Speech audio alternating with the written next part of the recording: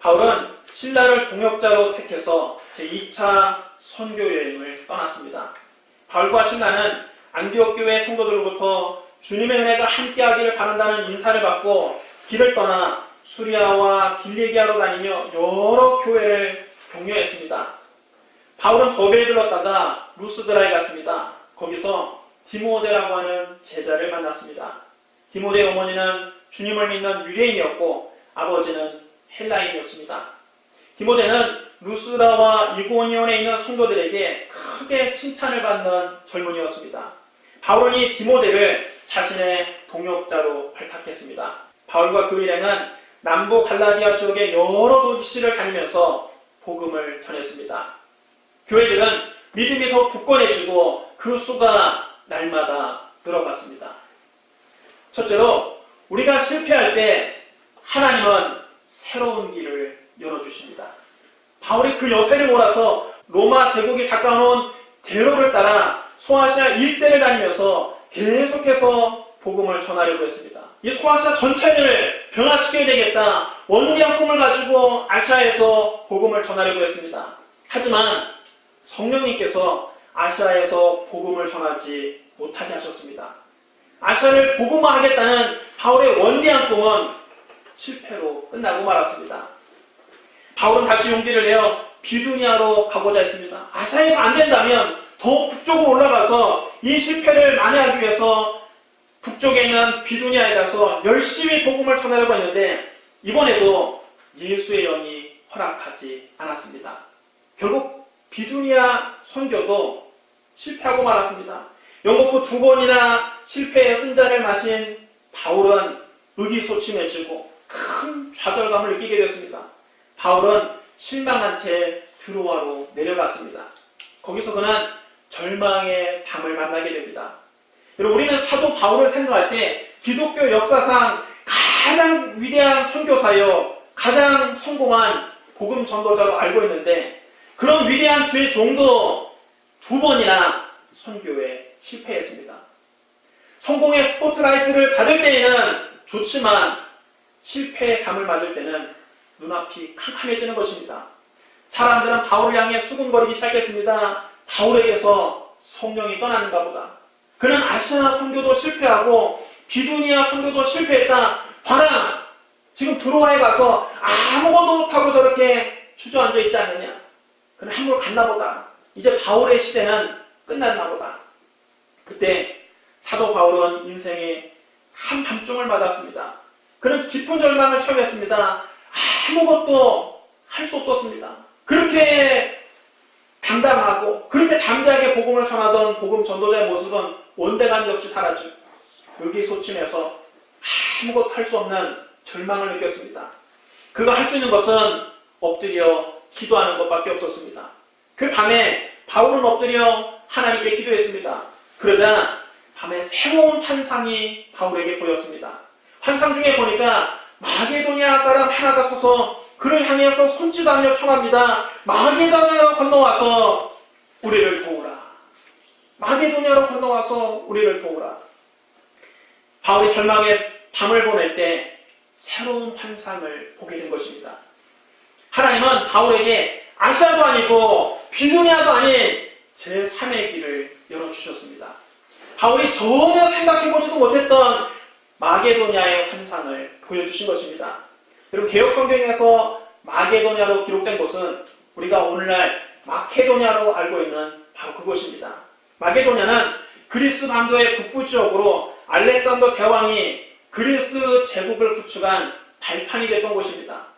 바울 당시에는 그곳이 로마의 속주가 되어 있었습니다. 하나님의 뜻을 발견한 바울은 새로운 용기와 희망을 얻었습니다. 아시아에서 선교하는 것은 전적으로 내 뜻이었구나. 비두니아에 가서 복음을 전하려는 것도 그냥 내 생각이었구나. 하나님은 나에게 마게도냐로 가서 유럽으로 건너가서 복음을 전하라고 하시는구나. 바울은 하나님께서 주신 이 비전에 순종해서 배를 타고 마게도냐로 건너가서 강력하게 복음을 전했습니다. 그러자 하나님의 도우심으로 유럽을 복음으로 뒤덮게 하는 선교 역사상 가장 위대한 성공을 거두게 됩니다. 그때까지 복음이 예루살렘과 온 유대와 사마리아와 소아시아 지역까지만 전해져 있었습니다. 복음이 아직까지는 동양권에만 머물고 있었는데 바울이 배를 타고 마게도냐로 건너감으로써 드디어 복음이 서양에 전파되게 된 것입니다.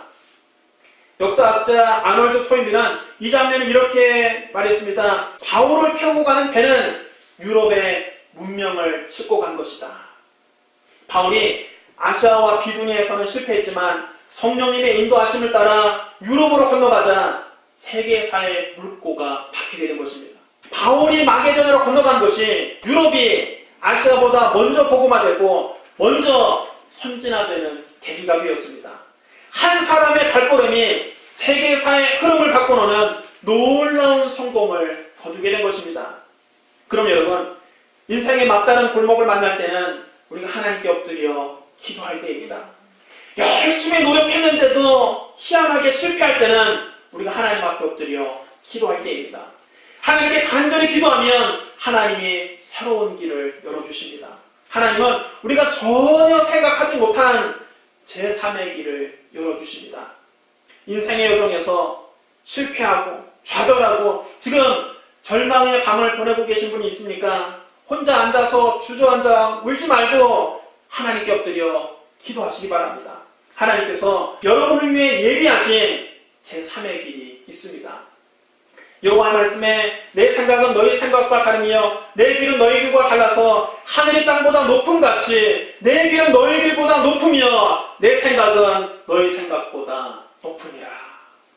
기록된 바 하나님이 자기를 사랑하는 자를 위하여 예비하신 모든 것은 눈으로 보지 못하고 귀로도 듣지 못하고 사람의 마음으로도 생각하지 못하였다함과 같으니라. 실패의 자리에서 엎드려 기도함으로 하나님이 주시는 새로운 꿈을 발견하는 저와 여러분이 되시기를 주님의 이름으로 축원합니다. 둘째로 하나님은 우리에게 만남의 축복을 주십니다. 바울 일행은 드로아에서 배를 타고 곧장 사모드라게로 갔다가 다음날 네아폴리를 거쳐 빌립보로 들어갔습니다. 빌립보는 빌립에게 속하다 이런 뜻으로 알렉산더 대왕의 부친인 필립 2세가 건설한 마게도냐의 도시입니다. 필립 2세는 이 지방에 막대한 양의 금이 매장되어 있다는 것을 알고 금광 개발을 위해서 이곳에 도시를 건설했습니다. 바울 당시에는 이것도 로마 제국의 통치하에 있었습니다. 이곳은 아시아와 로마를 잇는 그 주요 도로가 지나는 교통의 요지에 있었습니다. 상업이 발달하고 문화가 발달한 요지 중의 요지였습니다. 빌립보는 유럽으로 들어가는 관문이요 로마 황제의 직할지로서 유럽 선교에 전략적으로 매우 중요한 도시였습니다. 따라서 바울의 선교팀은 이 빌립보를 마게도냐에서 첫째 가는 도시로 꼽았습니다. 제일 중요한 도시, 선교 전략상 마게도냐를 복음하는데 유럽을 복음하는데 가장 중요한 지역으로 꼽았습니다. 하지만 빌립보에는 유대인의 회당조차 없었습니다. 바울은 어디를 가나 그곳에 유대인의 회당을 찾아 들어가서 거기에서 안식일에 복음을 전했는데 이 빌립보는 예루살렘에서 유대인들이 사는 쪽에서 너무 멀리 떨어져서인지 유대인들이 별로 없었고 유대인들의 회당도 없었습니다. 안식일에 바울 일행은 기도할 곳을 찾다가 성문 밖으로 나가 강가를 찾아갔습니다. 도시에 아무도 예수 믿는 사람도 없고 회당도 없으니까 강가에 가서 기도하려고 가는데 거기에 몇 명 여인들이 모여 있었습니다. 바울은 그 여인들을 앉혀놓고 강가에서 복음을 전했습니다. 근데 그 여인들 가운데 루디아라고 하는 여자가 있었는데 그는 두아디라에서 온 자색옷감 장사였습니다. 당시 두아디라는 값비싼 자주색 염료로 유명했습니다.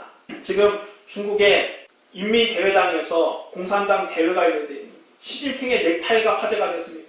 자색 넥타이, 자주색 넥타이는 황제를 상징하는 넥타이인데 시주석이 이제는 중국의 황제로 등극하는 것을 상징적으로 보여주는 색깔이라는 것입니다. 예로부터 자주색은 아무나 입을 수 있는 옷이 아니었습니다.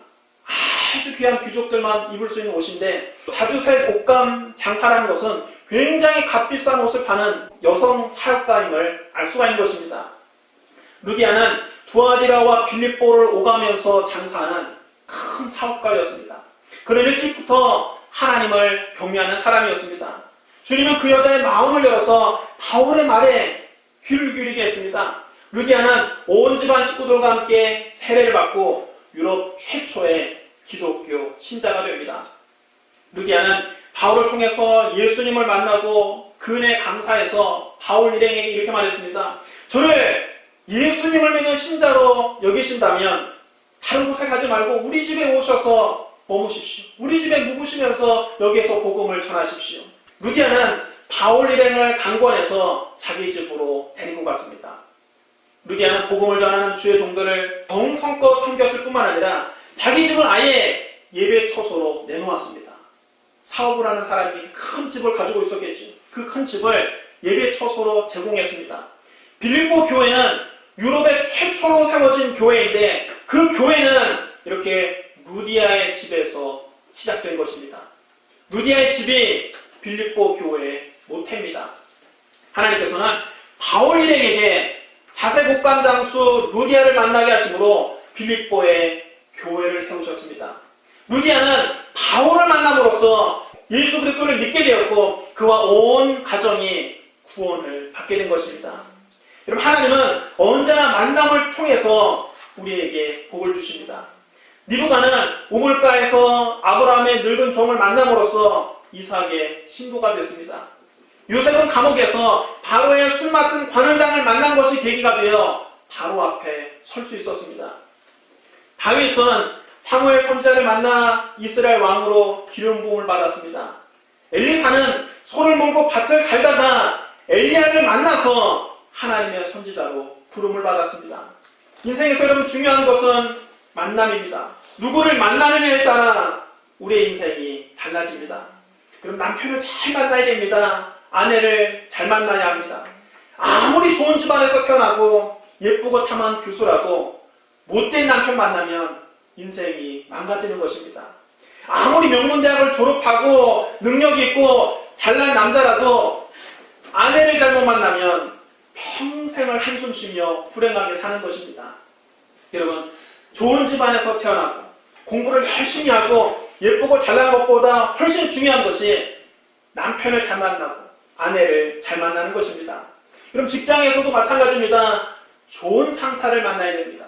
좋은 부하를 만나야 됩니다. 내가 아무리 일을 열심히 하고 능력 있는 사람이라도 상사를 잘못 만나면 능력을 인정받지 못하는 것입니다. 나는 열심히 노력하는데 상사가 내 공을 다 가로채가고 능력을 인정해주지 않으면 여러분 어떻게 성공하겠습니까?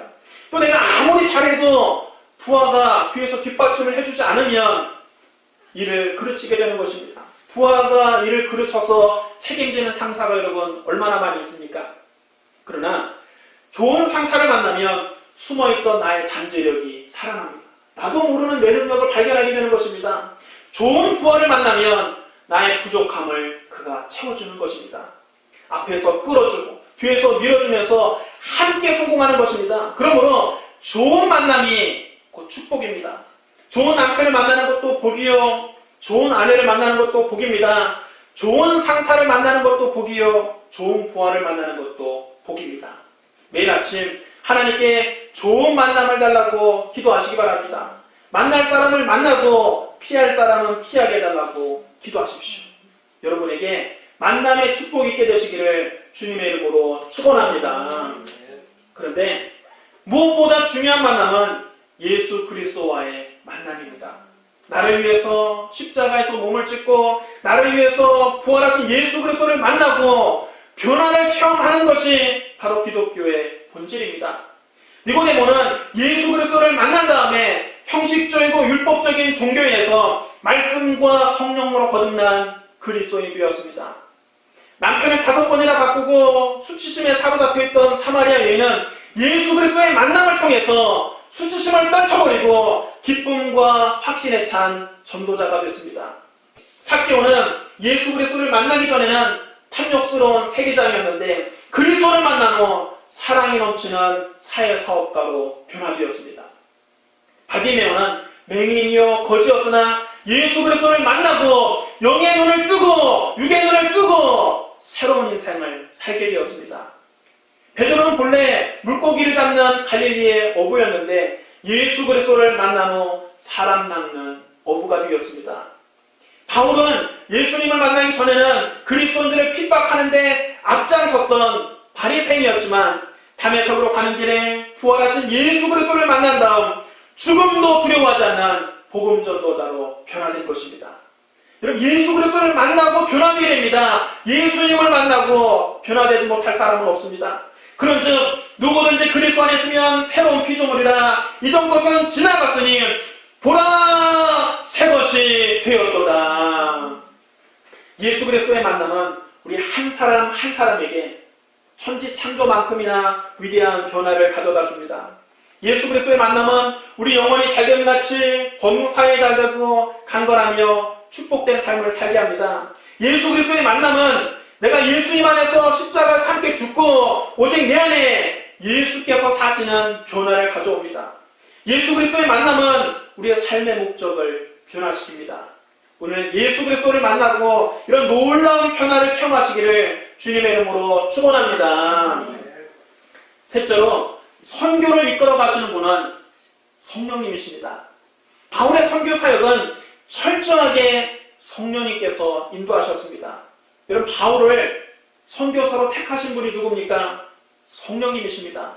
사도행전 13장 2절입니다. 주를 섬겨 금식할 때에 성령이 이르시되 내가 불러 시키는 일을 위하여 바나바와 사울을 따로 세우라 하시니. 여러분, 따르시랍니다. 성령이 이르시되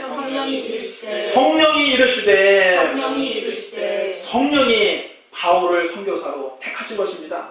바울이 아시아에서 말씀을 전하지 못하게 하신 분이 누굽니까? 성령님이십니다. 사도행전 16장 6절입니다. 성령이 아시아에서 말씀을 전하지 못하게 하시거늘. 바울이 비두니아에 가지 못하게 하신 분이 누구십니까? 성령님이십니다. 사도행전 16장 10절입니다.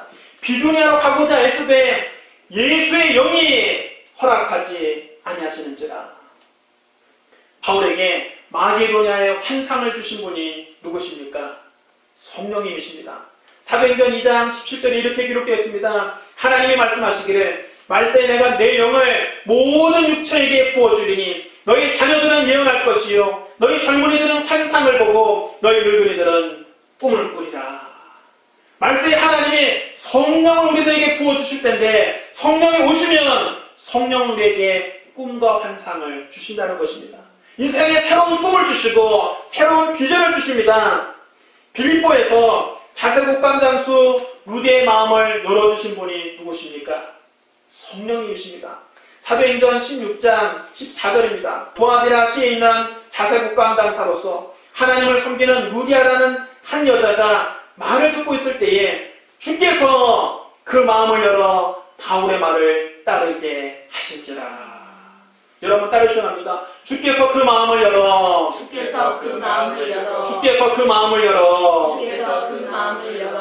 루디아의 마음을 연 분은 사도 바울이 아니라 주님이십니다. 성령님께서 그 마음을 열어주셨기 때문에 루디아가 바울의 말을 듣고 예수 그리스도를 구주로 영접하게 된 것입니다. 고린도전서 12장 3절에 이렇게 기록되어 있습니다. 하나님의 영으로 말하는 자는 누구든지 예수를 저주할 자라 하지 아니하고 또 성령으로 아니하고는 누구든지 예수를 주시라 할 수 없느니라. 여러분, 따르시오랍니다. 성령으로 아니하고는 누구든지 예수를 주시라 할 수 없느니라. 여러분, 성령이 우리의 마음을 열어주셔야만 예수님을 주님이라고 부를 수 있는 것입니다. 우리가 늘 예수님을 주님이라고 부르는 게 일상적으로 하는 말 같지만 성령이 역사하지 않으면 그게 믿어지지가 않는 것입니다. 사람들을 그리스도께로 인도하는 것은 성령님의 사역이지 인간의 말재간이 아닙니다. 여러분이 예수님을 여러분의 구주로 믿으시면 큰 소리로 아멘 하시기 바랍니다. 여러분, 이것을 여러분에게 믿게 하신 분은 성령님이십니다. 성령님께서 여러분의 마음을 열어주셨기 때문에 예수님께서 우리를 위해서 십자가에서 죽으셨고 3일 만에 부활하셔서 우리의 구주가 되셨다는 것을 믿게 하신 것입니다. 그럼 여러분, 우리가 예수 믿고 구원받고 하나님의 자녀가 된 것은 전적으로 성령님의 은혜입니다. 하나님의 은혜입니다. 내가 잘나서 구원받은 것도 아니고 목사님이 설교를 잘해서 구원받은 것도 아니고 성령님이 여러분의 마음을 열어주셔서 예수 그리스도를 구주로 믿게 하시고 거듭나게 하시고 구원받게 하시고 하나님의 자녀가 되게 하신 줄로 믿습니다. 선교의 주체는 인간이 아니라 성령님이십니다. 전도는 인간의 힘으로 하는 것이 아니라 성령의 권능으로 하는 것입니다.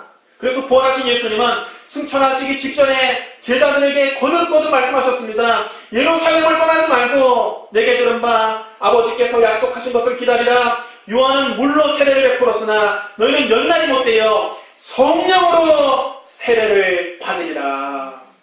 오직 성령이 너희에게 임하시면 너희가 권능을 받고 예루살렘과 온 유대와 사마리아와 땅끝까지 이르러 내 증인이 되리라. 오직 성령이 임하셔야만, 오직 성령이 함께 하셔야만 복음이 증거되는 것입니다.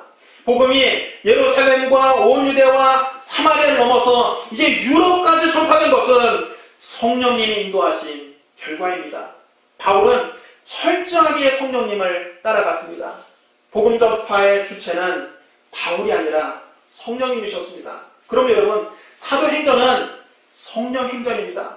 신앙생활은 성령님을 따라가는 것입니다. 성령님보다 내가 앞서려고 하면 안 됩니다. 내 계획대로 일하려고 하면 안 됩니다. 성령님보다 앞서가면 반드시 실패합니다.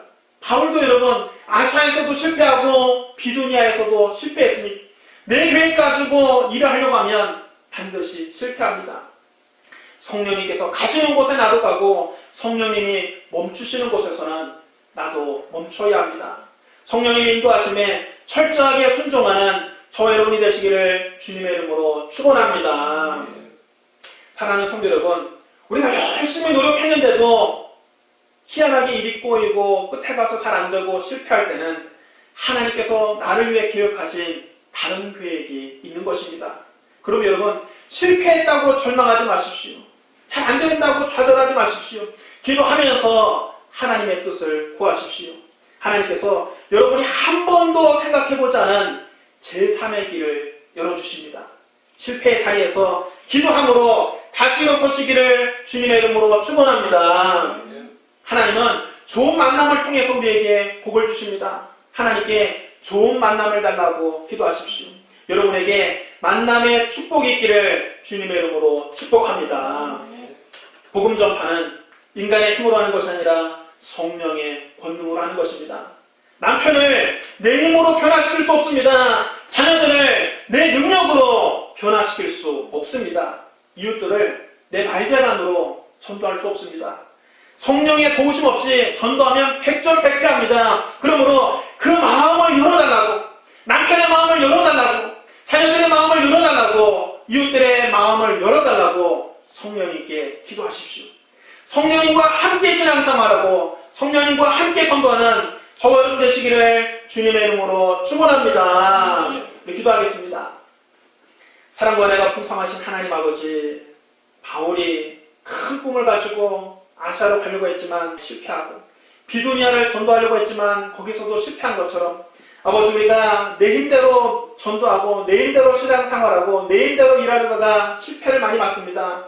아버지, 성령의 인도하심에 철저히 순종하는 우리가 되게 하여 주시옵소서. 실패의 자리에서 하나님의 뜻을 구하게 하여 주시옵소서. 하나님, 바울에게 마게도니아의 환상을 보여주신 것처럼 우리에게 새로운 꿈과 비전을 보여 주시옵소서. 성령님의 인도하심에 철저하게 순종하기를 원합니다. 성령이여 우리를 인도하여 주시옵소서. 예수님 이름으로 축복하며 기도드리옵나이다. 아멘.